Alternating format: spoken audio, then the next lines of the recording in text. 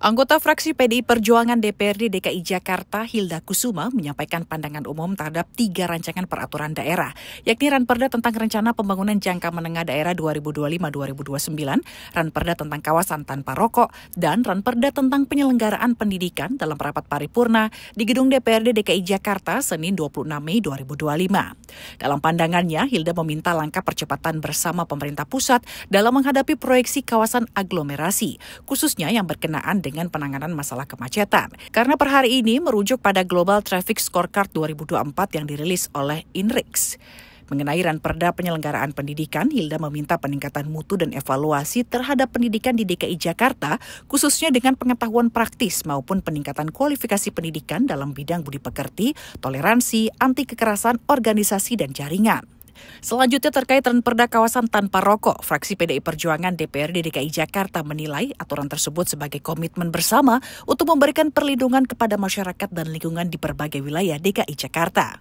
Fraksi PDI Perjuangan memandang perlunya langkah percepatan bersama pemerintah pusat dalam menghadapi proyeksi kawasan aglomerasi khususnya yang berkenan dengan penanganan masalah kemacetan.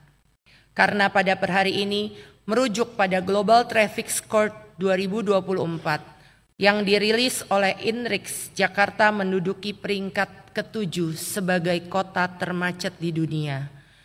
Naik 3 peringkat dibanding tahun 2023. Kemudian yang tidak kalah penting adalah yang berkenan dengan pengelolaan sampah dan kapasitas penampungan sampah serta antisipasi potensi ancaman banjir maupun hal-hal yang terkait infrastruktur wilayah dan penataan ruang di kawasan aglomerasi.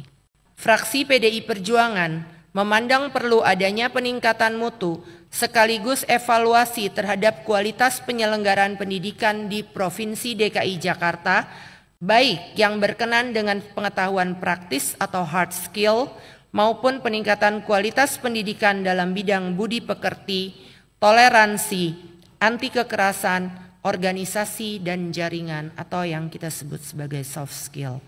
Dalam hal penetapan kurikulum, muatan lokal, dan standar pendidikan yang berdasarkan karakteristik daerah, fraksi PDI Perjuangan sepenuhnya mendukung arah kebijakan tersebut ditetapkan dalam produk hukum daerah setingkat peraturan daerah. Karena jika hanya ditetapkan dengan produk hukum daerah setingkat peraturan gubernur, dikhawatirkan kebijakan ini hanya akan berlaku secara tentatif. Fraksi PDI Perjuangan juga mengharapkan adanya agar kebijakan daerah tentang kawasan tanpa rokok ini tidak dimaksudkan untuk mematikan industri tembakau atau kretek secara keseluruhan, karena berdasarkan data kementerian menyebutkan bahwa industri hasil tembakau atau IHT menyerap setidaknya 5,98 juta tenaga kerja di tahun 2023, mulai dari angka petani, tembakau cengkeh, pekerja buruh pabrik, buruh tani, pekerja distribusi, retail, pengobatan tradisional, dan lainnya. Belum lagi angka-angka tenaga kerja yang diserap oleh kedai kopi, restoran, dan sejenisnya yang identik dengan para pelanggan yang merupakan perokok. Jika kebijaksanaan larangan merokok tersebut telah diberlakukan di seluruh wilayah di Indonesia, sudah bisa dipastikan tingkat pengangguran akan semakin meningkat di tengah perang dagang dan perekonomian global yang akhir-akhir ini tidak menentu. Humas Sekretariat DPRD DKI melaporkan.